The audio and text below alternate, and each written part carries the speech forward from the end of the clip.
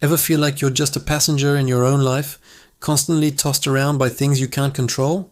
The constant notifications, the pressure to succeed, the endless stream of bad news? It's exhausting. We're living in an age of anxiety, feeling overwhelmed and powerless. But what if I told you there's an ancient secret, a 2,000-year-old mental model that can give you back your peace and your power? This isn't just another self-help trend. It's a profound philosophy that has guided emperors and prisoners alike. It's called the Dichotomy of Control, and today we're going to dive deep into how it can fundamentally change your life. The concept comes from the Stoic philosopher Epictetus, a man who was born a slave and rose to become one of the most respected thinkers of his time. His entire philosophy can be summarized in one powerful idea. He wrote in his handbook, the Enchiridion, "Some things are within our power, while others are not. Within our power are opinion, motivation, desire, aversion, and in a word, whatever is of our own doing. Not within our power are our body, our property, our reputation, our office, and in a word, whatever is not of our own doing." Think about that. It's so simple, yet so revolutionary. Everything in your life, literally everything, can be sorted into two boxes: things you can control and things you can't. The things you can control are your thoughts, your judgments, your choices, your reactions. These are your internal world.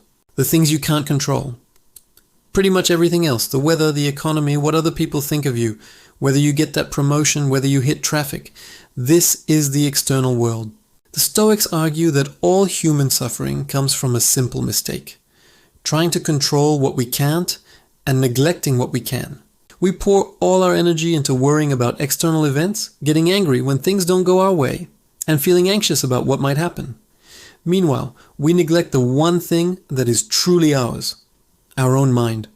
The goal of Stoicism isn't to become emotionless or passive. It's about directing your energy intelligently.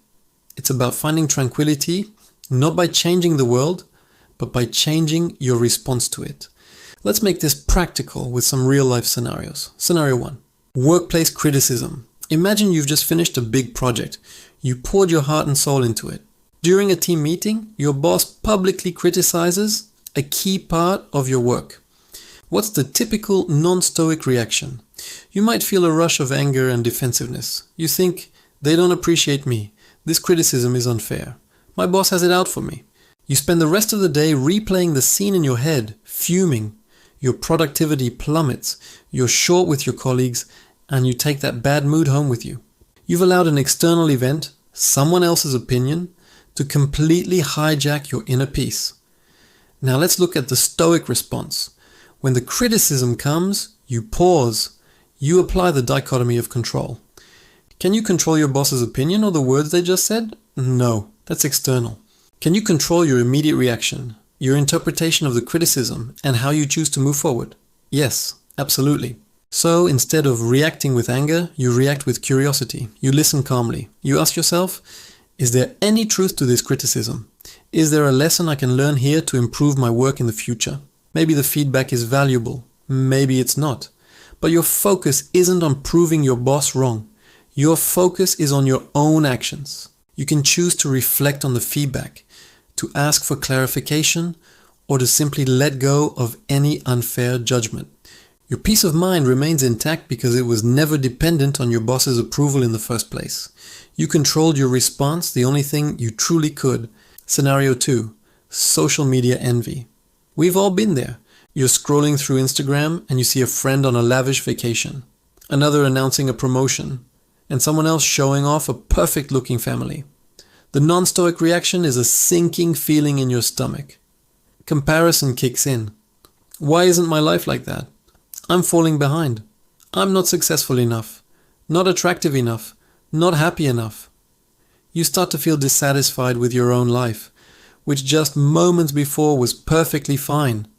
You've allowed curated digital images, things completely outside your control, to dictate your self-worth. What does the Stoic do? They open the app, see the posts, and immediately apply the filter. Can I control what other people post? No. Can I control their life circumstances or how they choose to present them? No. Can I control my own interpretation and my own actions? Yes. The Stoic reminds themselves that social media is a highlight reel, not the full movie. Instead of envy, they might choose to feel happy for their friend. Or they might simply observe the post without attaching any personal judgment to it. Most importantly, they turn their focus inward. Instead of comparing their life to a digital fantasy, they practice gratitude for what they have in their own real life. They might even put the phone down and engage in an activity they truly value. As Epictetus said, he is a wise man who does not grieve for the things which he has not, but rejoices for those which he has. Your joy is found in your own reality, not in someone else's online illusion. Scenario 3. Unexpected delays. This is a classic test of patience. You're on your way to an important appointment, and suddenly you're stuck in a massive traffic jam. The non-Stoic reaction is immediate frustration. You grip the steering wheel, curse the other drivers, and check your watch every 10 seconds. Your heart rate goes up, your blood pressure rises, you're consumed by anxiety about being late, and the consequences. You're essentially torturing yourself over a situation you have zero control over. You can't magically make the cars in front of you disappear. The Stoic approach: the moment you see the brake lights, you take a deep breath and apply the dichotomy. Can I control this traffic? No. Wasting energy on anger is, as the Stoics would say, irrational. So what can I control? I can control my response. I can control this pocket of time that has unexpectedly been given to me. You can choose to see this not as a disaster, but as an opportunity. Maybe you listen to that podcast you've been meaning to get to. Maybe you call a friend or family member just to catch up. Maybe you simply enjoy the music on the radio or practice mindful breathing. You can also take practical action within your control, like sending a quick text to let the person you're meeting know you'll be late. By accepting the reality of the situation and focusing on your response, you transform a moment of extreme stress into one of calm or even productivity. You've protected your inner peace from the chaos of the outside world. Epictetus reminds us, it's not things that upset us, but our judgments about things. The traffic isn't inherently bad.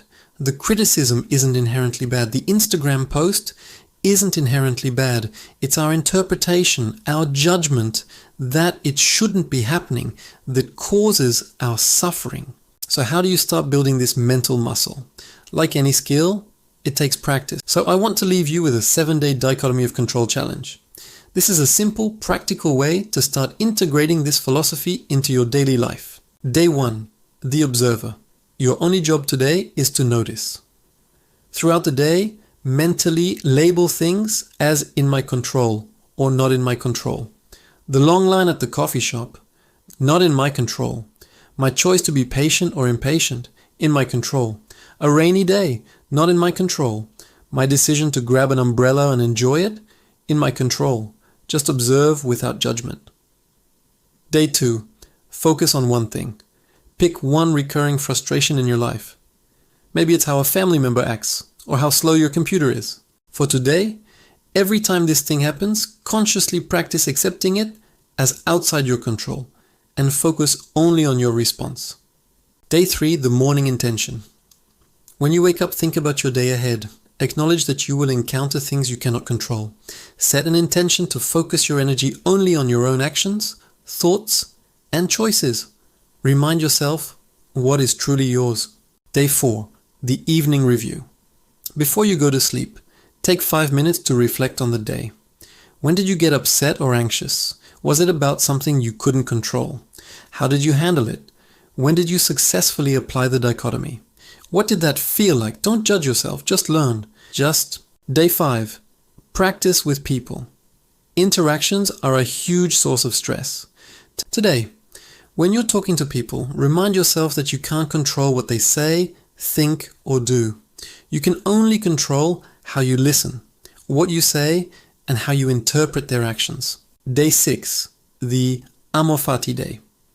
This is a related Stoic concept meaning love of fate. Today, try not just to tolerate external events, but to embrace them. When something unexpected happens, instead of saying, "Why is this happening to me?" Ask, how can I use this?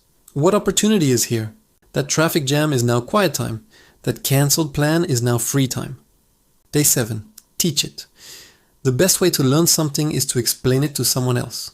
Today, find an opportunity to share the idea of the dichotomy of control with a friend or family member. Explaining it will solidify the concept in your own mind. This simple framework isn't about suppressing your emotions or giving up. It's about liberation. It's about reclaiming your mental energy from the endless chaos of the external world and investing it where it has the most power, in your own choices, your own character, and your own peace of mind. It's about building an inner citadel of calm that no external event can breach. Thank you for watching. If this resonated with you, hit that like button and subscribe to Inner Stoic Guide for more wisdom. Now go out there and focus on what you can control.